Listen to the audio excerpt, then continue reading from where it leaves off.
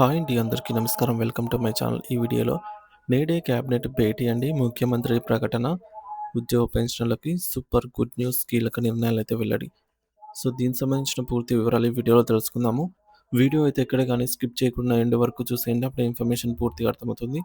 అలాగే వీడియో చూస్తున్న ప్రతి ఒక్కరు వీడియోకి లైక్ చేయండి ఫ్రెండ్స్. ఈ వీడియోని తోటి ఉద్యోగ పెన్షన్ మిత్రులతో అయితే షేర్ చేయండి.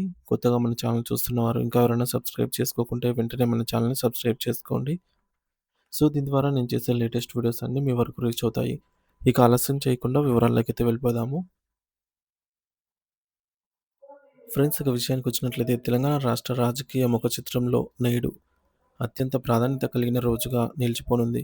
ఎందుకంటే రాష్ట్ర పరిపాలనా కేంద్రమైన సచివాలయంలో ముఖ్యమంత్రి యనుమల రేవంత్ రెడ్డి గారి అధ్యక్షతన సోమవారం ఈరోజు మధ్యాహ్నం సరిగ్గా 3 గంటల సమయానికి రాష్ట్ర మంత్రివర్గం కేబినెట్ సమావేశం అయితే కాబోతుంది. ఈ సమావేశం కేవలం ఒక సాధారణ భేటీ మాత్రమే కాకుండా, రాష్ట్రంలోని రైతులు, ప్రభుత్వ ఉద్యోగులు మరియు సామాన్య ప్రజల భవిష్యత్తును నిర్ణయించే అనేక కీలక అంశాలపై చర్చించే వేదిక అయితే కానుంది. ముఖ్యమంత్రి నాయకత్వంలో మంత్రులందరూ కూర్చొని రాష్ట్ర సర్వతోముఖాభివృద్ధికి అవసరమైన దిశానిర్దేశం అయితే చేయబోతున్నారు. ఈ సమావేశంలో తీసుకోబోయే ప్రతి నిర్ణయం కూడా రాష్ట్ర ఆర్థిక మరియు సామాజిక పరిస్థితులపై నేరుగా ప్రభావం అయితే చూపనుంది. కాబట్టి యావత్ రాష్ట్రం ఇప్పుడు సచివాలయం వైపు ఆసక్తిగా చూస్తోంది. ఈ కేబినెట్ భేటీలో చర్చకు రానున్న మొదటి మరియు అతి ముఖ్యమైన అంశం యాసంగి రైతు భరోసా నిధుల విడుదల. రాష్ట్రంలోని అన్నదాతలు తమ పంట పెట్టుబడి కోసం ఎంతో ఆశగా ఎదురుచూస్తూ ఉన్న తరుణంలో ప్రభుత్వం ఈ నిధులను విడుదల చేయడానికి గ్రీన్ సిగ్నల్ ఇవ్వబోతోంది. రైతు భరోసా పథకం కింద అర్హులైన ప్రతి రైతు ఖాతాలో కూడా నేరుగా నగదు జమ చేసే ప్రక్రియకు ఈ సమావేశం ద్వారా అధికారిక ఆమోదం లభించనుంది. పెట్టుబడి సాయం సకాలంలో అందితేనే రైతులు తమ వ్యవసాయ పనులను నిశితంగా పూర్తి చేసుకోగలరని ప్రభుత్వం భావిస్తోంది. గతంలో జరిగిన జాప్యాన్ని నివారించి ఈసారి అత్యంత పారదర్శకంగా రైతులకు ఆర్థిక అండను అందించడమే లక్ష్యంగా ప్రభుత్వం కార్యాచరణను సిద్ధం చేసింది. దీనివల్ల రాష్ట్ర వ్యాప్తంగా ఉన్న లక్షలాది మంది రైతుల ఇళ్లలో పండుగ వాతావరణం నెలకొనంది. ఇక రెండో అత్యంత కీలకమైన అంశం ప్రభుత్వ ఉద్యోగుల ఆరోగ్య భద్రతకు సంబంధించినది. రాష్ట్రంలో పనిచేస్తున్న లక్షలాది మంది ఉద్యోగులకు మరియు పెన్షనర్లకు మెరుగైన వైద్యం అందించాలి అనే ఉద్దేశ్యంతో ప్రవేశపెట్టబోతున్నటువంటి ఈ కొత్త క్యాష్‌లెస్ వైద్య విధానంపై ఈ సమావేశంలో తుది నిర్ణయం తీసుకోనున్నారు. ఈ పథకం అమలు కోసం ఉద్యోగుల ప్రాథమిక వేతనం బేసిక్ పే నుండి ప్రతి నెల 1.5% మొత్తాన్ని చందాగా లేదా వాటాగా తీసుకోవాలని ప్రభుత్వం ప్రతిపాదించింది. దీనివల్ల ఉద్యోగులకు మరియు వారి కుటుంబ సభ్యులకు కార్పొరేట్ ఆసుపత్రులలో ఎటువంటి నగదు చెల్లించాల్సిన అవసరం లేకుండానే వైద్య సేవలు అయితే అందుతాయి. ఈ 1.5% కోతకు సంబంధించినటువంటి విధి విధానాలను మరియు ఈ మొత్తం నిధులను నిర్వహించే ఎంప్లాయీస్ హెల్త్ కేర్ ట్రస్ట్ ఏర్పాటుకు కేబినెట్ అధికారికంగా అయితే ఆమోద ముద్ర వేయనుంది. ఇక పాత హెల్త్ కార్డులు ఆసుపత్రులలో పనిచేయటం లేదని వస్తున్న ఫిర్యాదులకు ఈ కొత్త నిర్ణయం ద్వారా అయితే ప్రభుత్వం ఒక శాశ్వత పరిష్కారాన్ని అయితే చూపబోతోంది. మరోవైపు రాష్ట్ర శాసనసభ బడ్జెట్ సమావేశాల నిర్వహణపై కూడా కేబినెట్‌లో సుదీర్ఘమైన చర్చ జరగనుంది. మార్చి నెల మొదటి వారంలోనే అసెంబ్లీ బడ్జెట్ సమావేశాలను ప్రారంభించాలని ప్రభుత్వం యోచిస్తోంది. రాబోయే 2026, 27 ఆర్థిక సంవత్సరానికి సంబంధించి వార్షిక బడ్జెట్ పద్దులు మరియు ప్రపోజల్స్‌పై మంత్రుల మండలి క్షుణ్ణంగా చర్చించి వివిధ శాఖలకు కేటాయించాల్సిన నిధులను ఖరారు చేయనుంది. ప్రజల అవసరాలు, సంక్షేమ పథకాలు మరియు అభివృద్ధి పనుల మధ్య సమతుల్యత పాటిస్తూ ఒక ఆదర్శవంతమైన బడ్జెట్‌ను రూపొందించడమే లక్ష్యంగా ప్రభుత్వం కసరత్తు చేస్తోంది. ఏ ఏ విభాగానికి ఎంత ప్రాధాన్యత ఇవ్వాలి, గత బడ్జెట్‌లో మిగిలిపోయిన పనులు ఎలా పూర్తి చేయాలి అనే అంశాలపై మంత్రులు తమ శాఖల నివేదికను సమర్పించనున్నారు.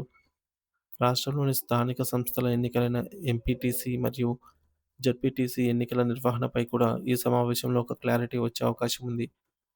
ప్రస్తుతం రాష్ట్రంలో విద్యార్థులకు వార్షిక పరీక్షలు మరియు పోటీ పరీక్షలు జరుగుతున్న తరుణంలో అధికారులంతా కూడా ఆ విధుల్లో నిమగ్నమై ఉన్నారు. విద్యార్థుల చదువులకు మరియు పరీక్షా కేంద్రాలకు ఎటువంటి ఇబ్బంది కలగకూడదు అనే ఉద్దేశ్యంతో పరీక్షలన్నీ ముగిసిన తర్వాతే ఈ యొక్క స్థానిక ఎన్నికలు నిర్వహించాలని ప్రభుత్వం భావిస్తోంది. విద్యా సంవత్సరం ముగిసి సెలవుల సమయంలో ఈ ఎన్నికలు ప్రక్రియనైతే పూర్తి చేయడం వల్ల పరిపాలన పరిపాలన పరంగా అయితే ఎటువంటి చిక్కులుండవని అధికారుల అంచనా. ఎన్నికల కమిషన్‌తో చర్చించి తుది షెడ్యూల్ ఖరారు చేసే బాధ్యత క్యాబినెట్ ఆహ్, ఒక కమిటీకి అయితే అప్పగించే అవకాశం ఉంది. మరి ఉద్యోగులు ఎంతో కాలంగా ఎదురుచూస్తున్నటువంటి వేతన సవరణ పీఆర్‌సీ నివేదిక మరియు నిధుల కేటాయింపు అంశం కూడా ఈ చర్చల్లో ఒక ప్రధాన భాగమైతే కానుంది. రాబోయే బడ్జెట్‌లో పీఆర్‌సీకి సంబంధించి ప్రత్యేక నిధులను ప్రభుత్వం కేటాయిస్తుందా లేదా అనేది ఇప్పుడు ఉద్యోగ వర్గాల్లో ఉత్కంఠతను రేపుతోంది. పెరిగిన ధరల దృష్ట్యా వేతన సవరణ అనివార్యమని ఉద్యోగ సంఘాలు పట్టుబడుతున్నాయి. ఒకవేళ బడ్జెట్‌లో పీఆర్‌సీకి నిధులు కేటాయిస్తే అది రాష్ట్రంలోని దాదాపు 4,00,000 మంది ఉద్యోగులకు మరియు 3,00,000 మంది పెన్షనర్లకు ఒక భారీ ఆర్థిక వరంగా అయితే మారుతుంది. ఆర్థిక ఇబ్బందులు ఉన్నప్పటికీ ఉద్యోగుల సంతోషమే లక్ష్యంగా ప్రభుత్వం ఏదో ఒక సానుకూల నిర్ణయం తీసుకునే దిశగా అయితే ఆలోచిస్తూ ఉన్నట్టు సమాచారం అందుతోంది. సో, మొత్తంగా చూస్తే ఈ సోమవారం జరిగే కేబినెట్ సమావేశం ఆంధ్రప్రదేశ్ మరియు తెలంగాణ రాజకీయాల్లో ఒక కీలక మలుపుగా అయితే మారబోతోంది. రైతులకు పెట్టుబడి సాయం, ఉద్యోగులకు ఆరోగ్య భద్రత, రాష్ట్రానికి కొత్త బడ్జెట్ మరియు స్థానిక సంస్థలకు కొత్త పాలక వర్గాలు ఇలా అనేక అంశాల చుట్టూ నేటి చర్చలైతే సాగనున్నాయి. సచివాలయం నుండి వెలువడే ఆ అధికారిక ప్రకటన కోసం ప్రతి ఒక్కరు ఎంతో ఆతృతగా అయితే ఎదురు చూస్తూ ఉన్నారు.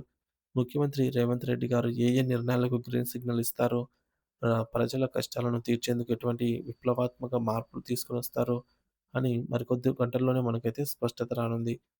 ప్రభుత్వం తీసుకునే ఈ నిర్ణయాలు రాష్ట్ర ప్రగతికి బాట వేస్తాయనైతే ఆశిద్దాము. సో ఫ్రెండ్స్, క్లుప్తంగా చెప్పుకోవాలని అంటే మనకు తెలంగాణ ప్రభుత్వం, తెలంగాణ సచివాలయంలో ఈరోజు మధ్యాహ్నం 3 గంటలకు కేబినెట్ సమావేశం అయితే ఉంది. ముఖ్యమంత్రి రేవంత్ రెడ్డి గారి అధ్యక్షతన రాష్ట్ర రైతులు, ఉద్యోగులు, సామాన్య ప్రజలపై అయితే కీలక ప్రభావం చూపే నిర్ణయాలు తీసుకునే అవకాశం అయితే ఈ కేబినెట్ ద్వారా తీసుకునే అవకాశం ఉంది. ముఖ్యంగా రైతుల భరోసా నిధుల విడుదల, యాసంగి రైతుల సంబంధించి రైతు భరోసా కింద అర్హులైన వారికి నేరుగా ఆ నగదు జమ చేయడానికి గ్రీన్ సిగ్నల్. ఇక ఉద్యోగులకు క్యాష్‌లెస్ వైద్య పథకం, ఉద్యోగులు మరియు పెన్షనర్లకు కార్పొరేట్ హాస్పిటల్స్‌లో క్యాష్‌లెస్ ట్రీట్మెంట్, అలాగే ఎంప్లాయీస్ హెల్త్ కేర్ ట్రస్ట్ ఏర్పాటు చేసి నిధులు నిర్వహణ, పాత హెల్త్ కార్డ్ సమస్యలకు శాశ్వత పరిష్కారం చూపే ప్రయత్నం అయితే క్యాబినెట్‌లో అయితే జరగనుందనమాట.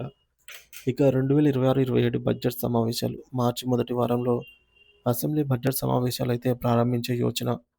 వివిధ శాఖల నిధులకు నిధుల కేటాయింపుపై అయితే చర్చ. సంక్షేమం, అభివృద్ధి మధ్య సమతుల్యతతో బడ్జెట్ రూపకల్పన. ఇక ఎంపీటీసీ, జెడ్పీటీసీ ఎన్నికలు, స్థానిక సంస్థల ఎన్నికల షెడ్యూల్‌పై చర్చ కూడా ఈ క్యాబినెట్‌లో అయితే కీలకం కానుంది. ఎందుకంటే విద్యార్థుల పరీక్షలు పూర్తయ్యాక ఎన్నికలు నిర్వహించే ఆలోచనలో ఉన్నట్టు తెలుస్తోంది ప్రభుత్వం. ఇక పీఆర్‌సీ వేతన సంఘం. పీఆర్‌సీ నివేదిక మరియు నిధుల కేటాయింపుకు చర్చ అయితే జరగబోతుంది క్యాబినెట్ ద్వారా. సుమారు 4,00,000 ఉద్యోగులకి, 3,00,000 పెన్షనర్లకి దీనివల్ల ప్రభావం అయితే చూపే అవకాశం ఉంది.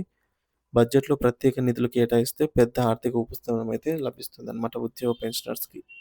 సో, మొత్తానికి ఈ సమావేశంలో ఇటు ఉద్యోగులకు పీఆర్‌సీ వంటి కీలక అంశాలపై నిర్ణయాలు, ఆరోగ్య భద్రత, బడ్జెట్ రూపకల్పన గురించి అయితే ప్రధానంగా నిర్ణయాలు తీసుకోనున్నారు ఫ్రెండ్స్.